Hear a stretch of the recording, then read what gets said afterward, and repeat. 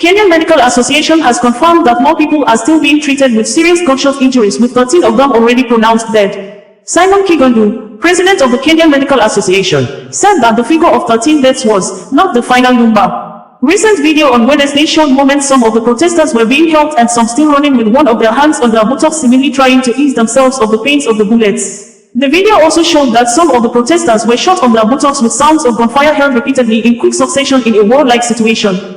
Crowd of protesters ran into the parliamentary building in Nairobi, Kenya on Tuesday, trying to stop the members of parliament from passing the controversial Finance Bill 2024 into law. The lawmakers went ahead and passed the bill on Tuesday and presented it to President William Ruto to sign it into law. The bill is yet to be signed into law as aggrieved Kenyans continued with the protest against the Finance Bill 2024 aimed to increase taxes in the country. The parliament passed the bill and escaped the anger of the protesters through underground tunnel after 195 members of the parliament voted in favor for the bill and 106 voted against the bill, with 3 of the total votes spoiled, according to eyewitnesses. For weeks, a lot of Kenyans took to the streets and called for the stoppage of the bill with hashtag Reject Finance Bill. Protests in Nairobi and other towns all over the country.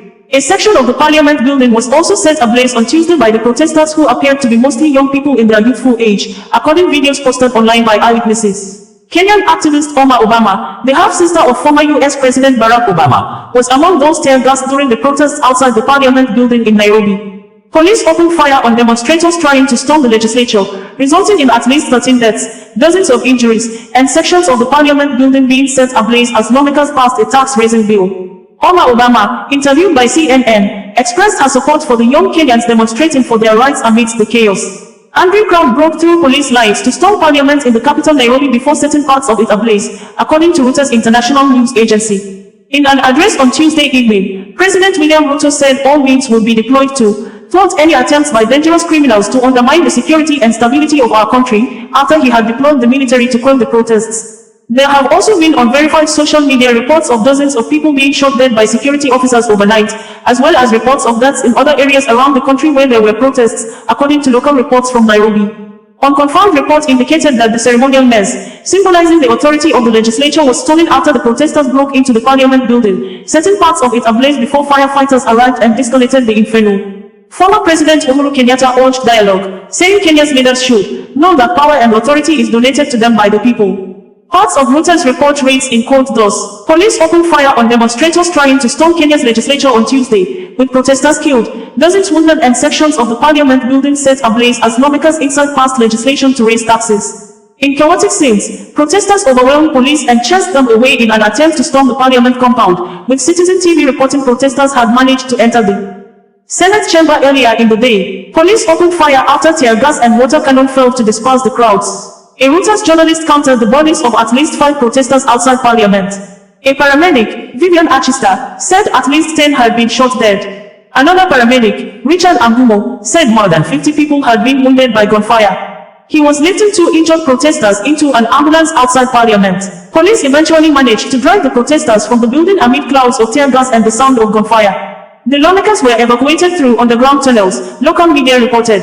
Internet services across the country also experienced severe disruptions during the police crackdown, Internet Monitor Netblocks said. Kenya's leading network operator Safaricom said 2 undersea cables were out of action, causing the outages. Protests and clashes also took place in several other cities and towns across the country, with many calling for President William Ruto to quit office as well as voicing their opposition to the tax rises. Parliament approved the finance bill, moving it through to a 3rd reading by lawmakers. The next step is for the legislation to be sent to the president for signing. He can send it back to parliament if he has any objections. The finance bill aims to raise an additional $2.7 billion in taxes as part of an effort to lighten the heavy debt load, with interest payments alone consuming 37% of annual revenue. Opposition leader Raila Odinga called for the finance bill to be immediately and unconditionally withdrawn to make way for dialogue.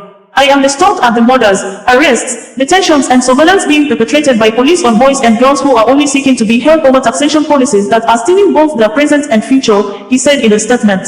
Tuesday's protests began in a festival-like atmosphere, but as crowds swelled, police fired tear gas in Nairobi's central business district and the poor neighborhood of Kibera. Protesters ducked for cover and threw stones at police lines. People clambered over police vehicles stalled in the downtown streets. Police also fired tear gas in Eldoret, Ruto's hometown in western Kenya, where crowds of protesters filled the streets and many businesses were closed for fear of violence. Clashes also broke out in the coastal city of Mombasa and demonstrations took place in Kisumu, on Lake Victoria, and Garissa in eastern Kenya, where police blocked the main road to Somalia's port of Kismayo. In Nairobi, people chanted, "Ruto must go," and crowds sang in Swahili, "All can be possible without Ruto." Music played from loudspeakers and protesters waved Kenyan flags and blew whistles in the few hours before the violence escalated, Reuters news report ends in quote.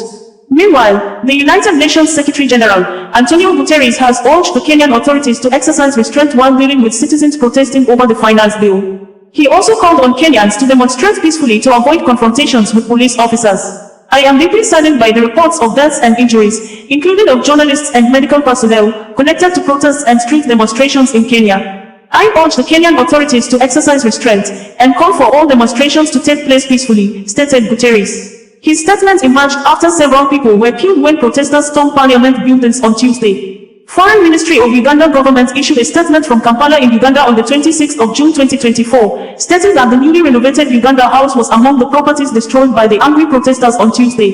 In a statement signed by the Permanent Secretary of the Uganda Foreign Ministry, Bajaya Vincent Wezwa, the government of Uganda thanked the Kenya Fire Department for their quick response in putting out the fire. Bajaya also stated in the press statement that none of the diplomatic or the consular staff were in the building as at the time the protesters set the Uganda House ablaze, adding that the diplomatic relationship between the republics of Kenya and Uganda remains solid.